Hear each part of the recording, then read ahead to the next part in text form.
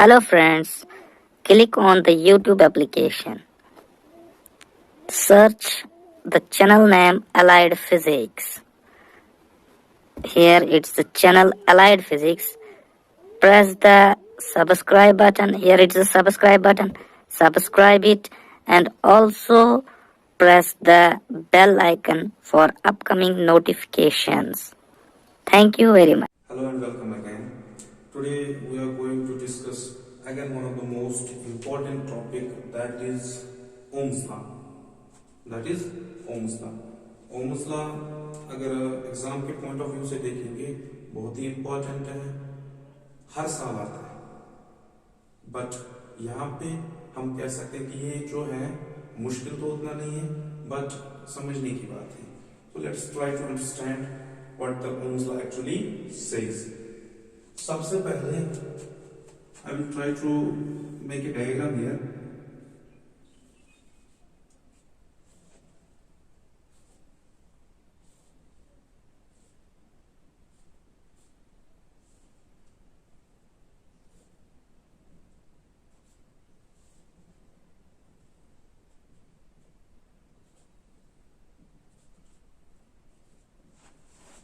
एक डायग्राम मैंने यहाँ पे बनाई है. इस डायग्राम में डिफरेंट चीजें मैंने लगाई, या इन चीजों को हम कह सकते हैं कंपोनेंट्स. एक तो बैटरी की सूरत में, एक तो की लगाई है और एक तो लोड लगाया है. ठीक है, तो सबसे पहले हमें ये चीज पता होना चाहिए what is the battery. Battery किस चीज को हम कहेंगे, बट बैटरी से पहले हम एक और चीज जानेंगे, that is cell. What is the cell, जिसको हम इलेक्ट्रिक सेल कहते हैं, जिसको हम इलेक्ट्रिक सेल कहते हैं. Cell is the source of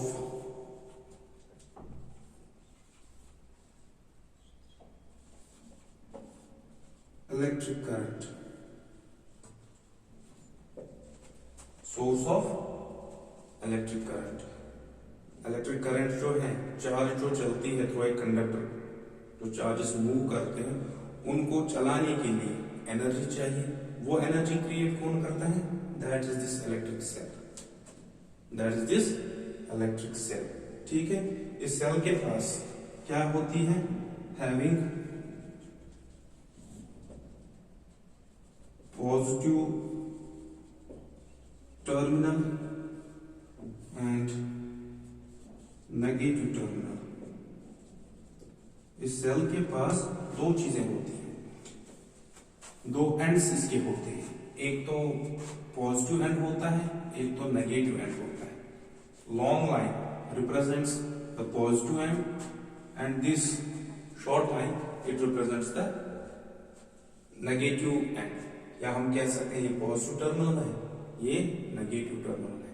positive negative क्यों लिखते हैं, हमने लास्ट ही लेक्चर में पढ़ा है, there should be a difference in potential.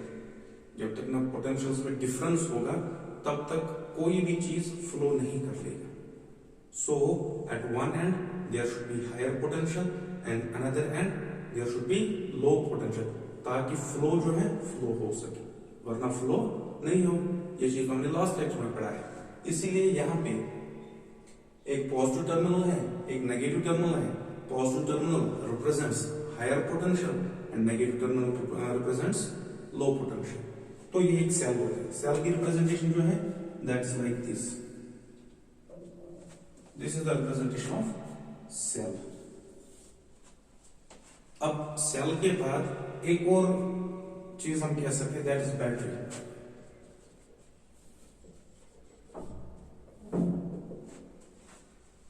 Battery क्या होती है, बैटरी जो होती है, it is also a source of electric current. It's also a source of electric current.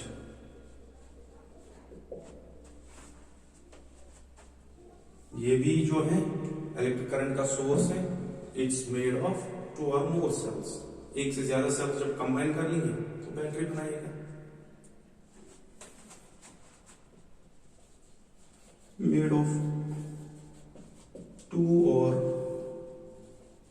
More sales, electric sales. ठीक है, तो जब दो या दो से ज्यादा सेल्स को कंबाइन किया जाएगा तो बैटरी बनाएगा। और ये भी क्या है, एक सोर्स है किसका, इलेक्ट्रिक करंट का। बैटरी की रिप्रेजेंटेशन जो है, बैटरी की रिप्रेजेंटेशन हम कैसे दिखाते हैं,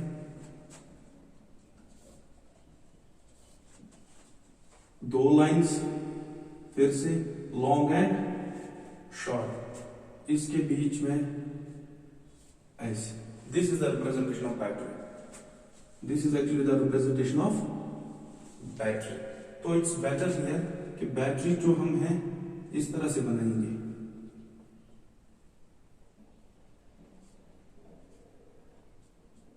this is actually the battery,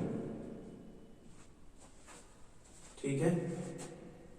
so cell, battery. दूसरा होता है लोड।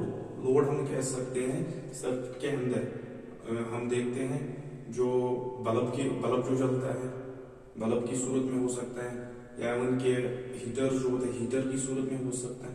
जो कोई भी चीज हम लगाते हैं उसको हम लोड कहेंगे, उसको हम लोड कहेंगे। This is the load and this is simple switch, on off switch जो हमारे पास होता है, यहाँ पे हम की कहते हैं। तो ये चीजें, सारी चीजें मिला के हमने एक सर्किट बनाया। सो सर्किट, यहां से इस पॉइंट से चार्ज को एनर्जी मिल रही है थ्रू दिस बैटरी। चार्जेस को एनर्जी जब मिलेगी तो इस रास्ते से करंट जाएगी, इस रास्ते से क्या जाएगी, करंट चलते हुए ऐसे। यहाँ पे बल्ब लगाया हुआ है, हीटर लगाया हुआ है, जो कोई भी चीज, फैन लगाया, जो कोई भी चीज यहाँ पे लगाया है, वो एनर्जी इसमें से पास होगी, करंट इसमें से पास होगी, इस चीज को चलाएगी, इस चीज को, और एनर्जी वापस निकल के ऐसे तो बैटरी लो पोटेंशियल की ओर आएगी। So from high potential the charge moves towards low potential. बीच में जो कोई भी है उसको वर्क कराएगा, उसको एनर्जी क्रिएट कर लेगा और वो वर्क कर लेगा। सो इसको लोड भी कह सकते हैं यहाँ पे, या रेजिस्टेंस भी कह सकते हैं, रेजिस्टर भी कह सकते हैं, रेजिस्टर भी कह सकते हैं। सो ये सारी चीजें, इन चीजों से ये सर्किट बनाया। जहां जहां से इलेक्ट्रिक करंट पास हुई इसको हम कहेंगे कि ये पाथ है, path of the electric current, जिसके अंदर बहुत सारी चीजें लगी है, लोड, बैटरी की जो कोई भी चीज है, या हम कह सकते हैं रियोस्टेट, वोल्टमीटर, जो भी लगाना होगा वो लगा सकते हैं, ठीक है। सो सेल, बैटरी। दूसरा होता है सर्किट। सर्किट भी यहां पे लिखेंगे। What is circuit? The closed path, the closed path through which the electric current passes.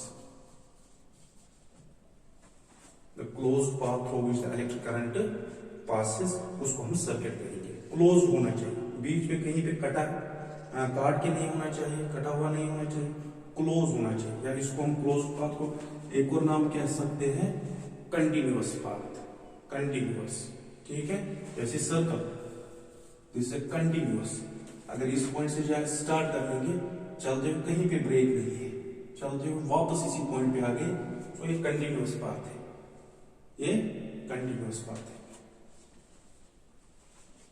और इस सर्किट के अंदर जो चीजें लगी हैं, बैटरी की, वोल्टमीटर, लोड या रेजिस्टर, इन चीजों को हम कहते हैं कंपोनेंट्स। क्या कहते हैं? Components. So the things through which, या the things which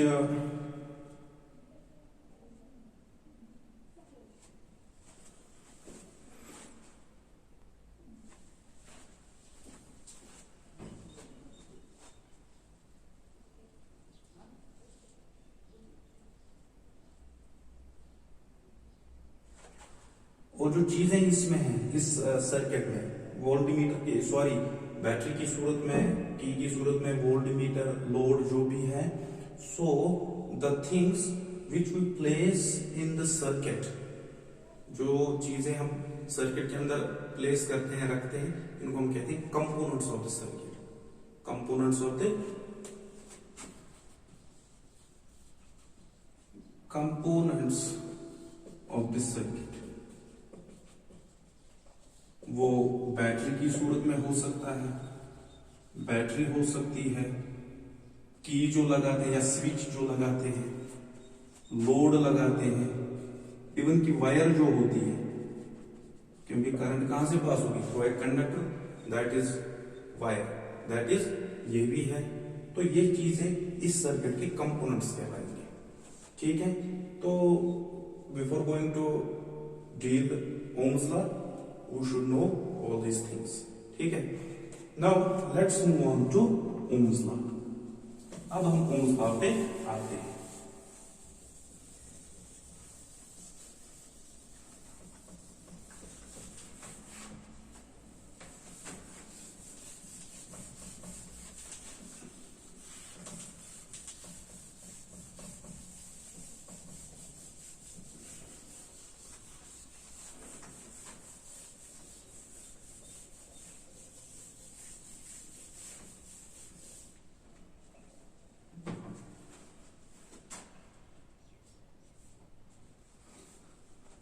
Again, I will make the diagram first. I will make the similar diagram.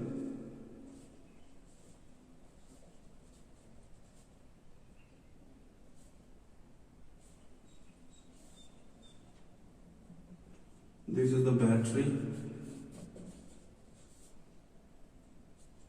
having potential V. This is the key. This is load या register भी कह सकते हैं। ठीक है, तो ये चीजें इसमें लगी है। एक और चीज, चलो ऐसा रखो फिलहाल, ये चीजें इसके अंदर है। अब एक चीज, व्हेन द एनर्जी या when we close the switch, जब स्विच को क्लोज कर लेंगे तो यहां से इस बैटरी से एनर्जी निकलेगी जो चार्जेस को मूव करवाएगी, जो चार्जेस को एनर्जी क्रिएट कर लेगी, उस वजह से करंट चलेगी। दिस इज टर्मिनल ए और end A, this is end B. End A तक करंट पहुंची, अब यहां से कहां जाएगा, बी की ओर, बी से फिर वापस आके इधर आएगा बैटरी के इस पॉइंट पे। तो ये चीज क्लियर है, चार्जेस को एनर्जी मिलेगी फ्रॉम हायर पोटेंशियल, तो वो चार्जेस जो हैं वो ऐसे चलेंगी, मूव कर लेंगे थ्रू द सर्किट, जिसको हम कहेंगे करंट फ्लो कर लेगी, करंट फ्लो कर लेगी। ये चीज तो क्लियर है। अब एक बात है, अब मैंने यहां पे चार्जेस को, सॉरी एनर्जी को थोड़ा ज्यादा कर दिया। यहाँ पे मैंने एक रियोस्टेट लगाया है,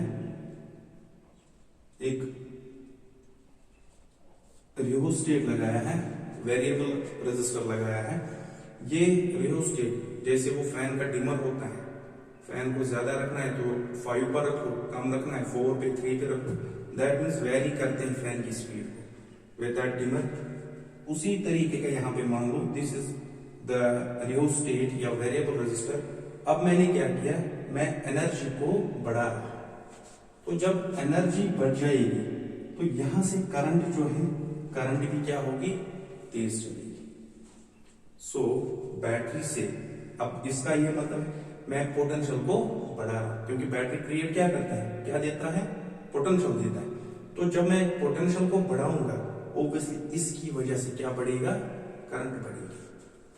पहले जो भी एनर्जी थी, जो भी पोटेंशियल था between the ends A and B, या बिटवीन प्लस टू माइनस जो भी पोटेंशियल था, उसकी वजह से करंट फ्लो हो रही थी आई। ठीक है, अब क्या करते हैं हम अब काम करते हैं, हम इस पोटेंशियल को बढ़ा रहे हैं, पोटेंशियल को एनर्जी अब ज्यादा दे रहे हैं, एनर्जी अब ज्यादा दे रहे हैं थ्रू द बैटरी। तो उस एनर्जी की वजह से जो ये करंट थी, जो चार्ज को एनर्जी मिल रही थी, ऑब्वियसली वो ज्यादा मिलेगी। तो उस वजह से हम कह सकते हैं करंट भी थ्रू द सर्किट क्या हो जाएगी, ज्यादा हो जाएगी। क्या इसका इनवर्स ट्रू है? इनवर्स भी इसका ट्रू है। अगर एनर्जी को कम कर लेंगे, अब पोटेंशियल जो है इस बैटरी से कम खर्च कर देंगे, तो चार्जेस जो है उनको एनर्जी कम मिलेगी, तो वो भी करंट जो है करंट कम हो जाएगी। ये चीज जो नोटिस किया था, ये नोटिस किया था ओम ने। ओम एक साइंटिस्ट थे, George Simon Om.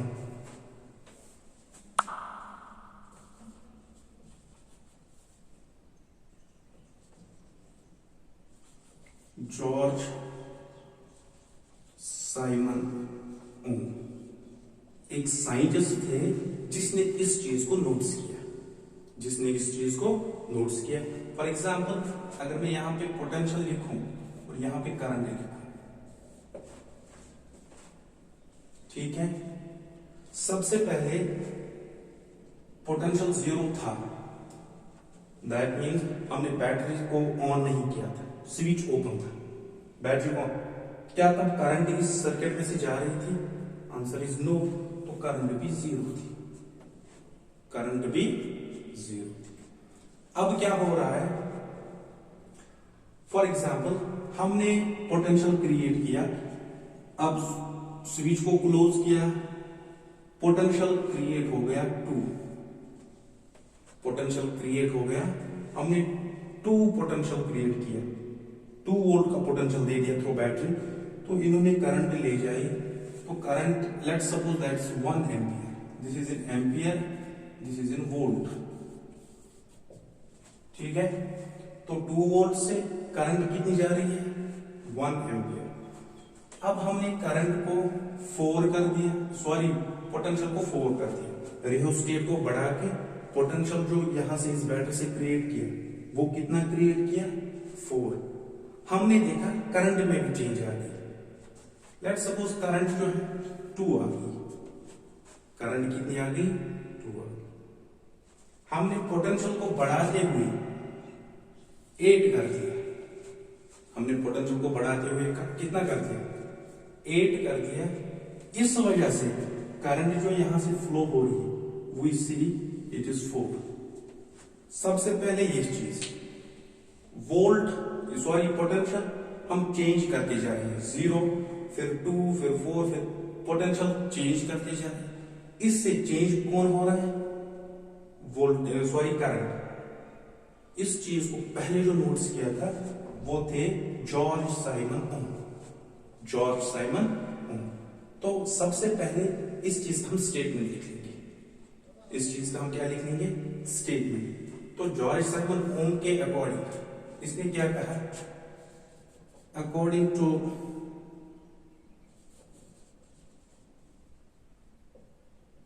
Ohms law the current flowing through a circuit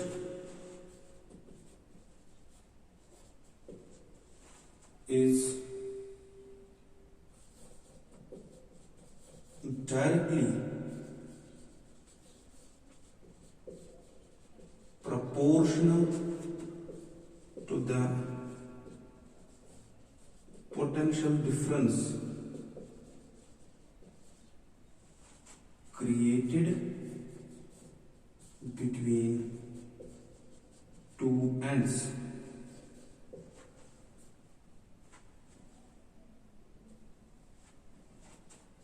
providing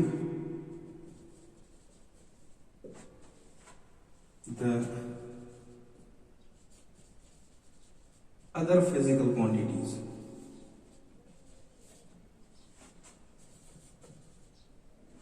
providing the other physical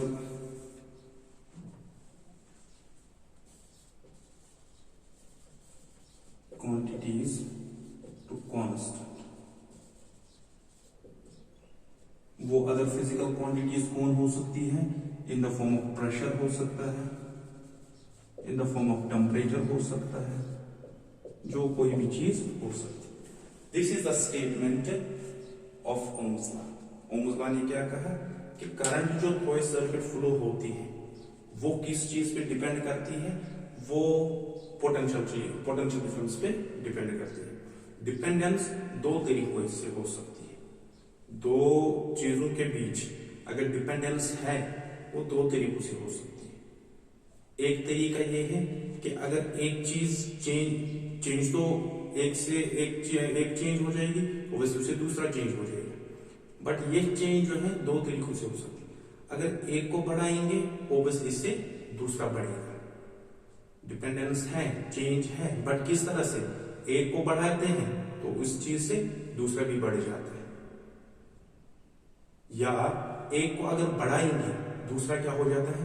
कम हो जाता है। एक को बढ़ाएंगे दूसरा कम हो जाता है, ये भी डिपेंडेंस है, ये भी चेंज हो रही है। एक को चेंज करने से दूसरा चेंज हो रहा है।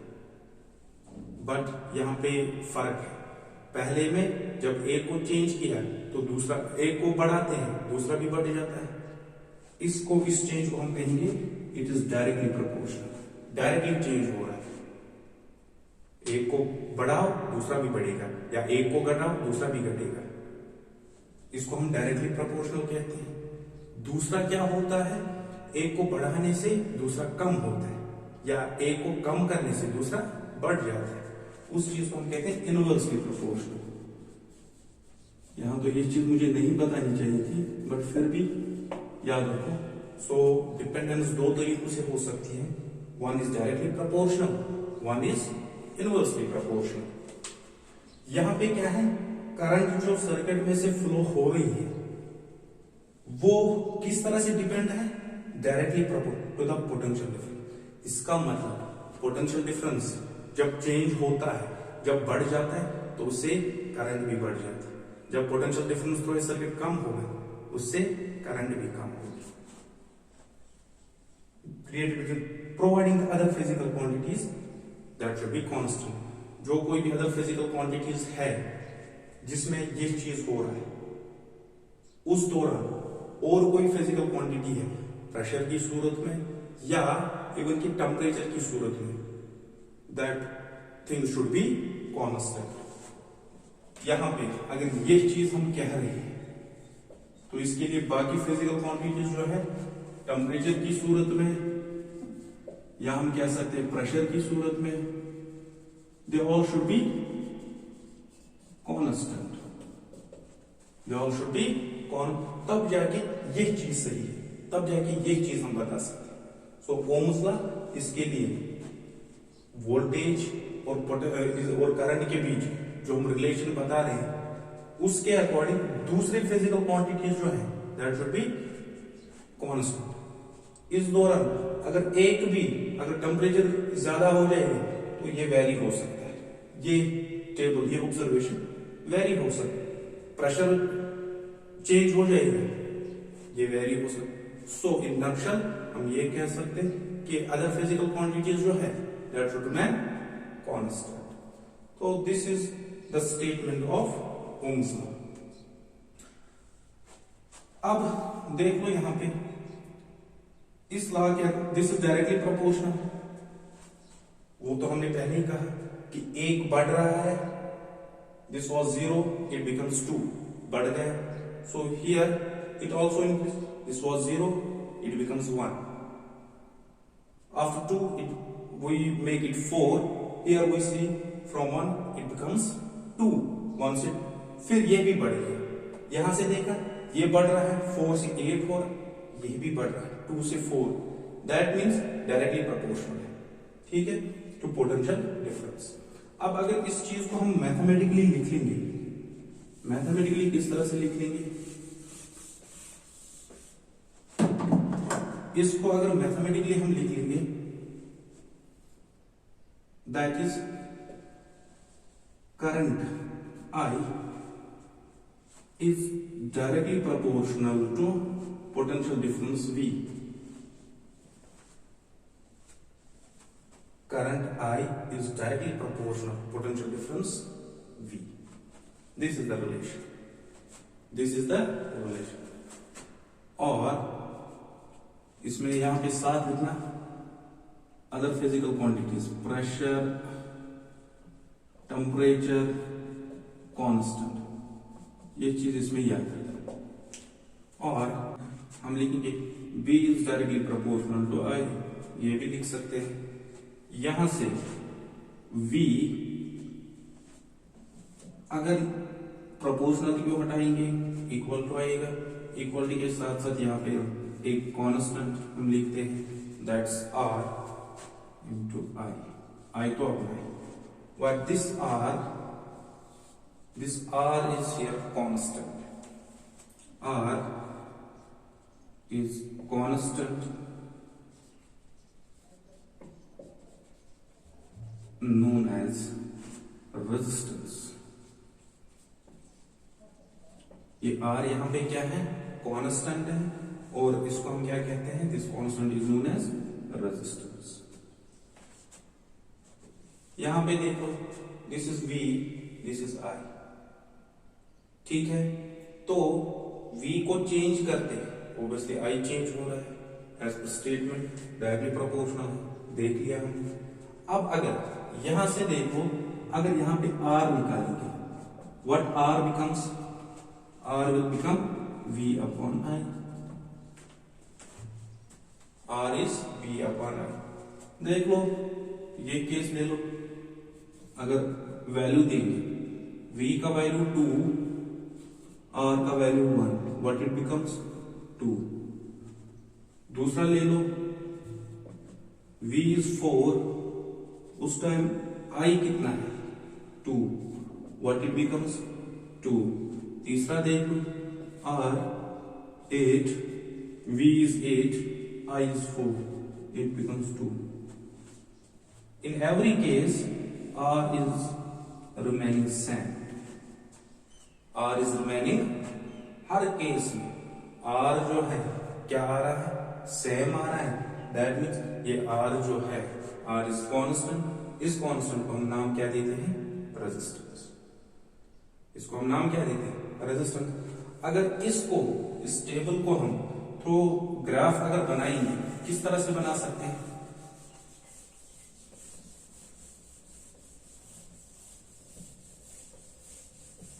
देखो यहां पे अगर मैं ग्राफ क्रिएट करता हूं, this is current, this is volt, through this x direction current, through Y direction this is potential. रफली डायग्राम, रफली ग्राफ हम बना रहे हैं, थोड़ा बड़ा बनाते हैं।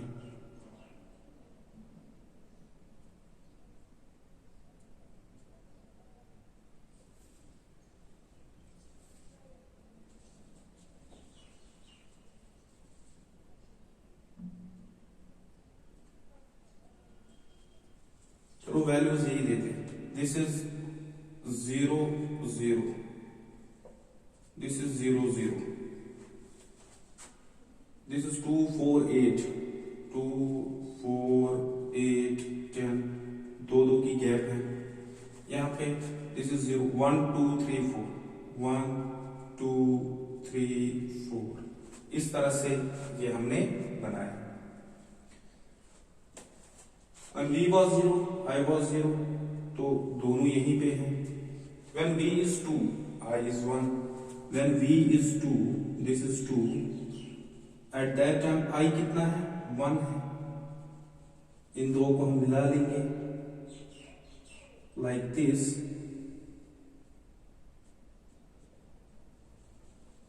पॉइंट यहां पे है, तो हम कहेंगे दिस इज 2 1, और 1 2 कह सकते हैं, 1 2 ही कहेंगे, 1 2, ठीक है।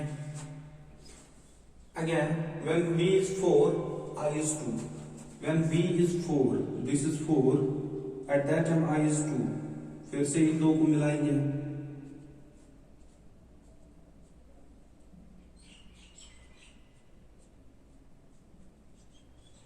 the point is here, this is 2 and 4।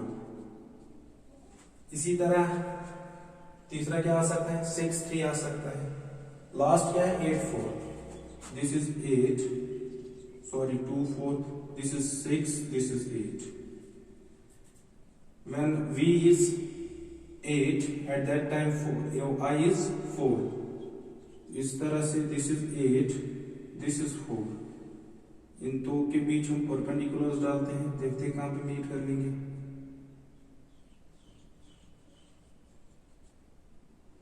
इस पॉइंट पे दिस इज 4 8, तो बीच में 6 3 भी आएगा।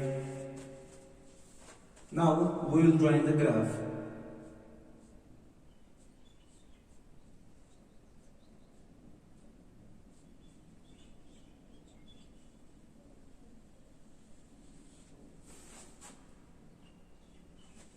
This is the graph.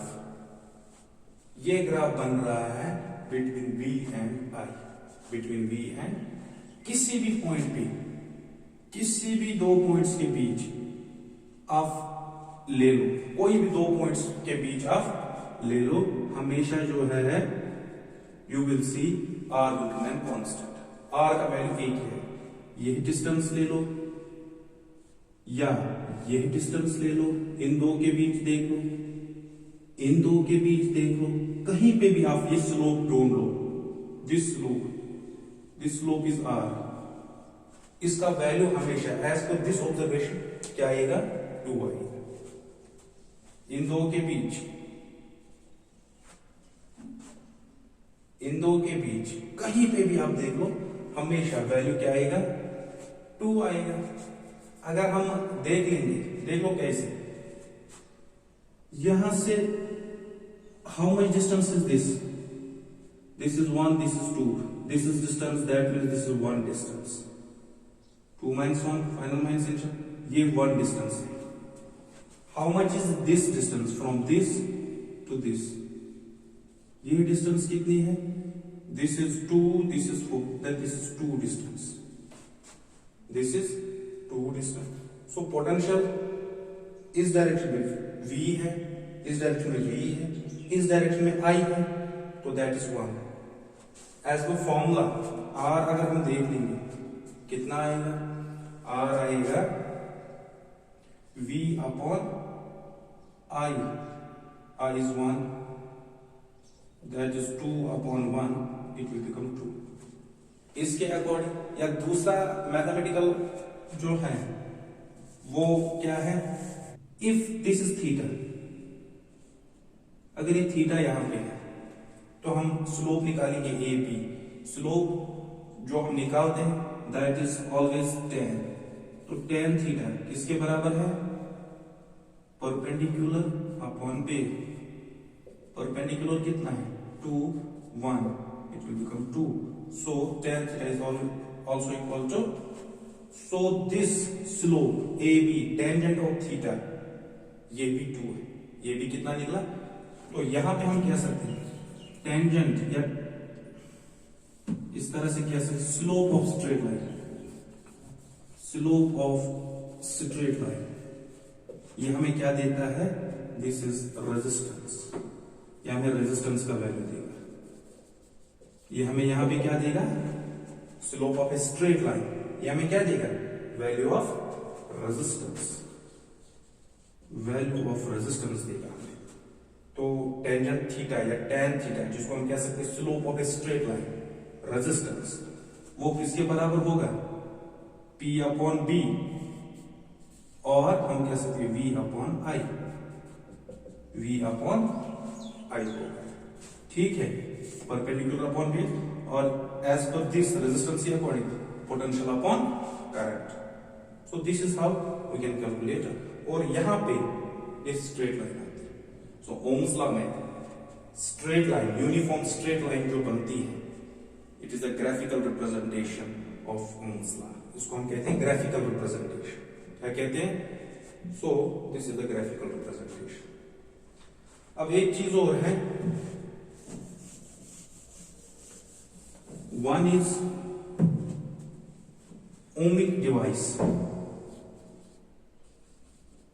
ohmic device, what is ohmic device? Simply those devices which follow Ohm's law, those devices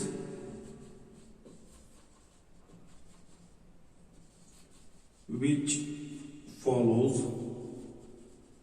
Ohm's law, उनको हम ohmic devices कहते हैं। इसी का इनवर्स नॉन ओमिक डिवाइसेस, वो किस तरह के डिवाइसेस हैं? which does not follow Ohm's law, जो Ohm's law को फॉलो नहीं करते हैं। नॉन ओमिक डिवाइसेस, जो फॉलो करते हैं Ohm's law को, उनको ओमिक डिवाइसेस कहते हैं। ओमिक डिवाइसेस के लिए ग्राफ किस तरह से बनेगा? This straight line graph. और नॉन ओमिक के लिए ऑब्वियसली कर्व्ड बनेगा। वो इस तरह से भी हो सकता है, इस तरह, जो कोई भी हो सकता है, बट कर्व्ड कहेंगे। यूनिफॉर्म ओमिक डिवाइसेस के लिए ये वाला ग्राफ बन जाएगा, स्ट्रेट लाइन ग्राफ, और नॉन ओमिक के लिए ये ग्राफ बनेगा। ठीक है।